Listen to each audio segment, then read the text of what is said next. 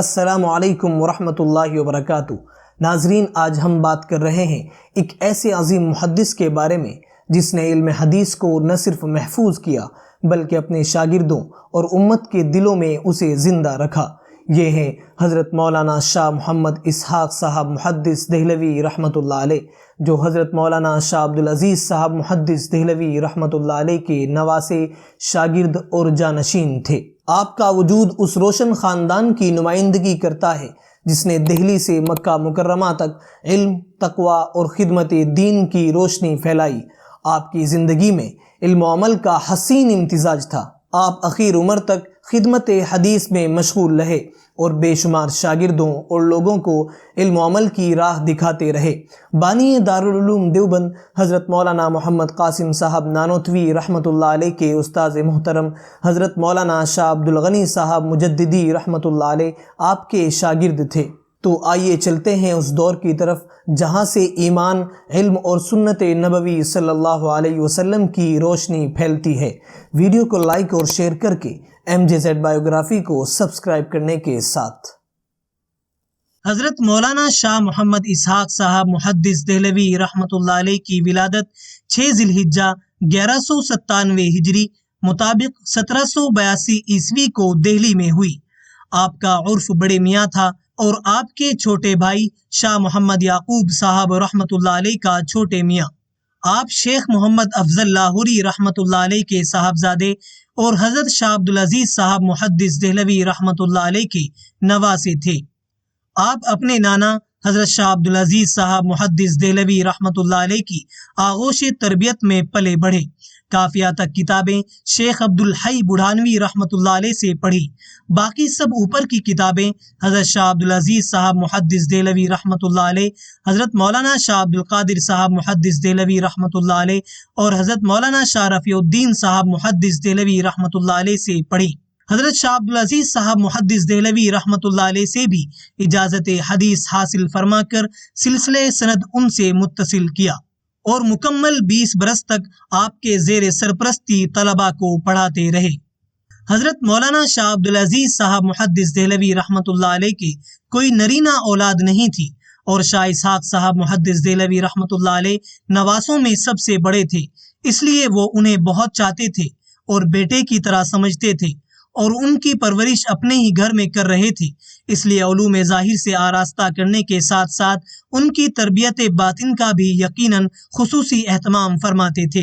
شاہ اسحاق صاحب محدث دہلوی رحمۃ اللہ علیہ فطرتاً و خلقاً سعید و صالح تھے۔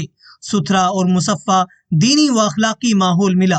شاہ عبدالقادر صاحب محدث دہلوی رحمۃ اللہ علیہ اور شاہ عبدالعزیز صاحب محدث دہلوی رحمۃ اللہ علیہ جیسے یگانہ روزگار مربی ملے۔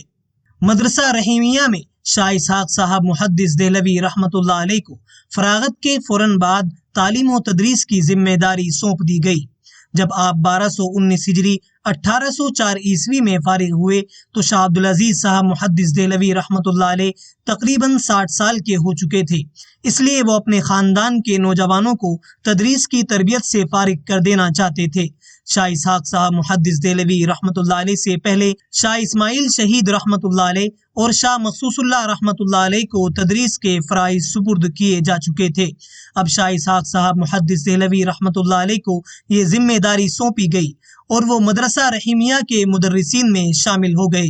اس کے کچھ ہی مدت کے بعد شاہ عبدالعزیز صاحب محدث دہلوی رحمۃ اللہ علیہ پر ضعف اور امراض و عوارض کا اتنا غلبہ ہو گیا کہ وہ تدریس کی ذمہ داریوں سے دستکش ہو گئے اور مدرسین کی صدارت شاہ رفیع الدین صاحب محدث دہلوی رحمۃ اللہ علیہ کے سپرد ہوئی۔ جب حضرت مولانا شاہ رفیع الدین صاحب محدث دہلوی رحمۃ اللہ علیہ 1233 ہجری 1818 عیسوی میں رحلت فرما گئے تو صدارت کا بار شاہ اسحاق صاحب محدث دہلوی رحمۃ اللہ علیہ کے دوش پر آ پڑا۔ پھر اسی دور میں شاہ اسماعیل شہید رحمۃ اللہ علیہ کی تمام تر سرگرمیاں دعوت جہاد کے لیے وقف ہو کر رہ گئی تھی اور وہ تدریس سے کنارہ کش ہو گئے تھے، اس لیے شاہ اسحاق صاحب محدث دہلوی رحمۃ اللہ علیہ کی مصروفیات بہت بڑھ گئی تھی اور وہ صبح کی نماز سے عشاء کی نماز تک اور طعام کے وقفوں کو چھوڑ کر مسلسل مصروف رہتے تھے۔ عنفوان شباب سے اس مشق تدریس اور مسند درس کے ساتھ منسلک ہو جانے کا یہ نتیجہ ہے کہ شاہ اسحاق صاحب محدث دہلوی رحمۃ اللہ علیہ سے تلامذہ کی ایک کثیر تعداد نے استفادہ کیا۔ انہوں نے مسلسل 50 سال درس دیا اور ہزاروں علماء نے ان سے فیض حاصل کیا۔ تدریس میں انہماک اور صرف توجہ کے سبب ہی وہ تصنیف و تالیف کی طرف خاطر خواہ توجہ نہ دے سکے۔ ابتدائی عمر سے مسلسل تدریس کے مشغلے ہی کا یہ ثمرہ خاص بھی تھا کہ ان کا مزاج بھی مدرسانہ اور معلمانہ بن گیا تھا، خطیبانہ اور داعیانہ نہیں۔ آپ اپنے استاد اور نانا محترم کی مجالس سے وعظ و تذکیر میں کثرت سے حصہ طلب کرنے کے بعد اپنے نانا محترم کی حیات مبارکہ میں ہی وعظ و تذکیر کا سلسلہ شروع فرما دیا۔ ابتداً آپ آغاز وعظ میں تلاوت قرآن مجید اور قرأت حدیث کیا کرتے تھے۔ یہ سلسلہ اس لیے شروع کیا کہ نانا محترم کی مجلس وعظ میں تسلسل قائم رہے۔ نانا محترم حضرت مولانا شاہ عبدالعزیز صاحب محدث دہلوی رحمۃ اللہ علیہ کے انتقال کے بعد عوام کو خطاب کرتے۔ عوام و خاص ذوق و شوق سے آپ کی محفل وعظ میں جوک در جوک آتے اور مستفید ہوتے۔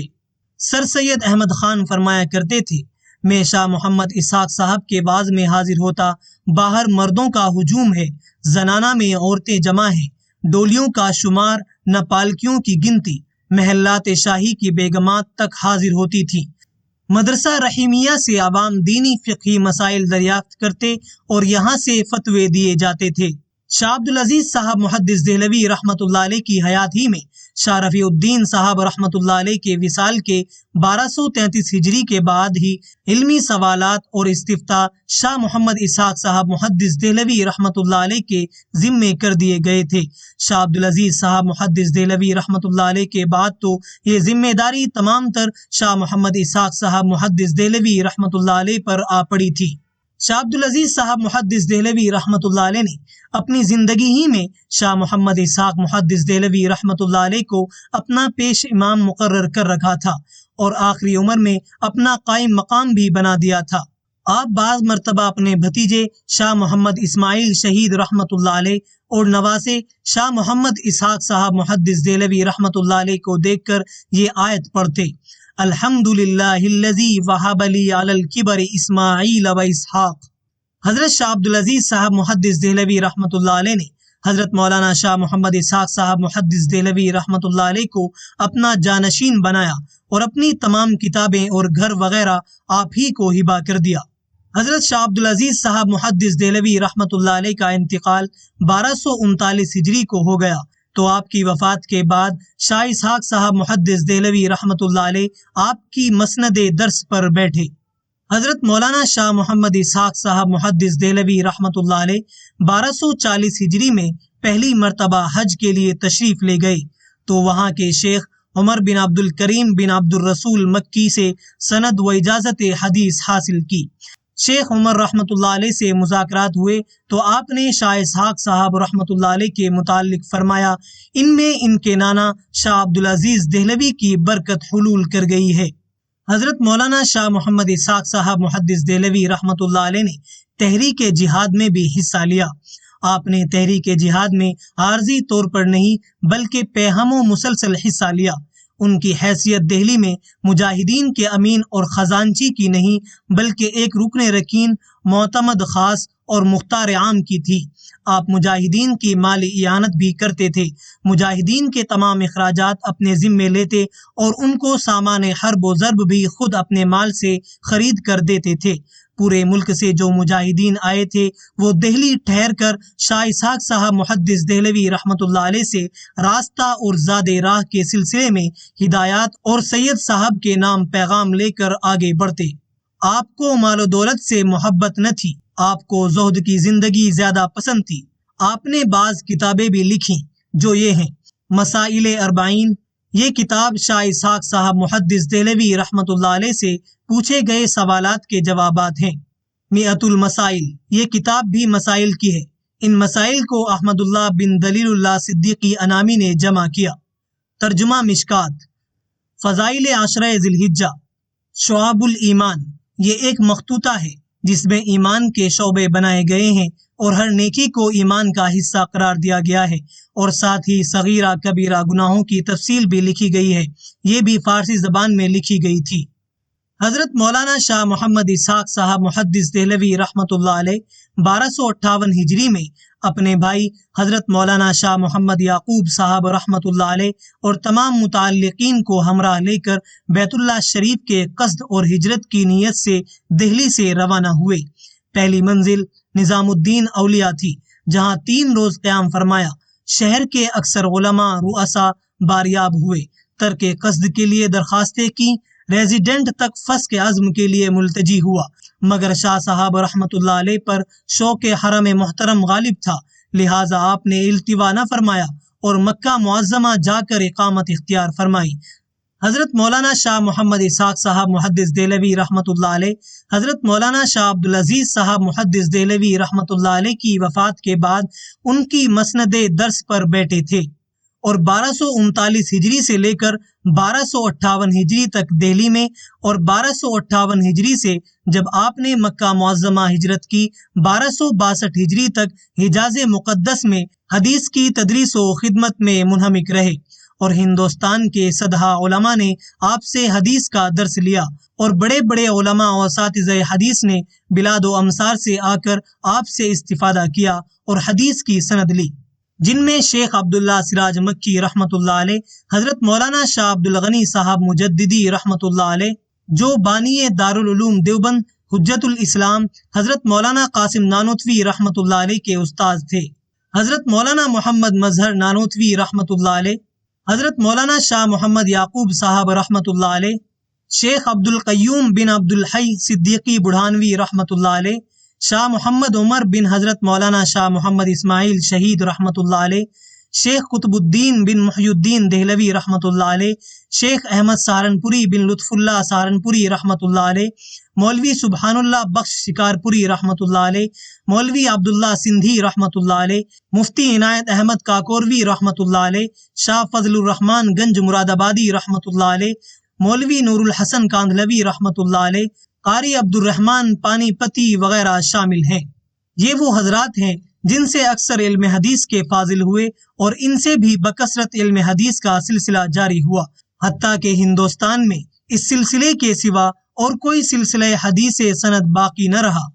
حضرت مولانا شاہ محمد اسحاق صاحب محدث دہلوی رحمۃ اللہ علیہ نے دوشنبہ 27 رجب 1262 ہجری کو مکہ معظمہ میں وفات پائی، اور جنت المعلیٰ میں حضرت سیدہ خدیجہ رضی اللہ تعالی عنہا کی قبر کے پاس دفن ہوئے۔